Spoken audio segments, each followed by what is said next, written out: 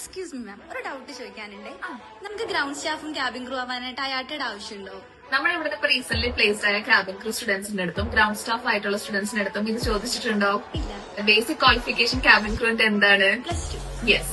ഇപ്പൊ ക്യാബിൻ ക്രൂവിന് +2, ground staff ആവാനായിട്ട് എനി ഡിഗ്രീസ് ഫൈൻ. അണ്ടർ ഗ്രാജുവേറ്റ്സിനും വേറെ ഒത്തിരി ഓപ്പർച്യൂണിറ്റീസ് ഉണ്ട്. നമ്മുടെ ഇവിടെ തന്നെ ഒരുപാട് പേര് പ്ലേസ്ഡ് ആയിട്ടുണ്ടല്ലോ. Yes ma'am. അപ്പൊ ഈ ലക്ഷങ്ങൾ കൊടുത്ത് ഏവിയേഷൻ പഠിക്കേണ്ട ആവശ്യമില്ല അല്ലേ? ഇല്ല, ലക്ഷങ്ങൾ ഒരുപാട് എയ്യാട്ടം പഠിച്ച് ഇൻവെസ്റ്റ് ചെയ്യാനായിട്ട് ഒരു എയർലൈൻ്റെ ഇന്റർവ്യൂസും ചോദിക്കുന്നില്ല. ഇതുവരെ നിലവിൽ ചോദിച്ചിട്ടുമില്ല. എന്റെ ഒരു എക്സ്പീരിയൻസിലും ഏവിയേഷൻ ഫീൽഡിലുള്ള എല്ലാവരുടെ എക്സ്പീരിയൻസിലും അയ്യാട്ട മാൻഡേറ്ററി ആയിട്ട് എവിടെയും പറയുന്നില്ല കേട്ടോ. അതുകൊണ്ട് തന്നെയാണ് നമ്മളുടെ അക്കാഡമിയിൽ ഏറ്റവും അഫോർഡബിൾ ഫീസ് സ്ട്രക്ചറിൽ ഏവിയേഷൻ പഠിക്കാൻ ആഗ്രഹമുള്ളവർക്ക് അവർക്ക് ആവശ്യമായ ട്രെയിനിങ് കോച്ചിങ് മാത്രം കൊടുത്തിട്ട് നമ്മളൊരു കോഴ്സ് ഡിസൈൻ ചെയ്തിരിക്കുന്നത്.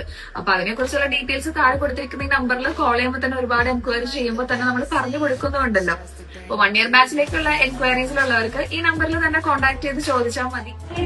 നമ്മുടെ അക്കാഡമിയിലെ ഏറ്റവും കൂടുതൽ ഇമ്പോർട്ടൻസ് കൊടുക്കുന്നത് ട്രെയിനിങ്ങിനാണ്. കഴിഞ്ഞ വർഷം തന്നെ ആർട്സ് ബേസ്ഡ് ഏവിയേഷൻ അക്കാദമിയിൽ നിന്ന് ഗ്രൗണ്ട് സ്റ്റാഫായിട്ടും ക്യാബിൻ ക്രൂ ആയിട്ടും 50 സ്റ്റുഡൻസ് ആണ് പ്ലേസ്ഡ് ആയത്. ഒരുപാട് ലക്ഷ്യങ്ങളൊന്നും കൊടുക്കാതെ ക്യാബിൻ ക്രൂ ഗ്രൗണ്ട് സ്റ്റാഫ് ആവാനായിട്ടും ഏറ്റവും ബെസ്റ്റ് ട്രെയിനിങ് കൊടുക്കുന്ന അക്കാഡമികളിൽ പഠിക്കേണ്ടത്.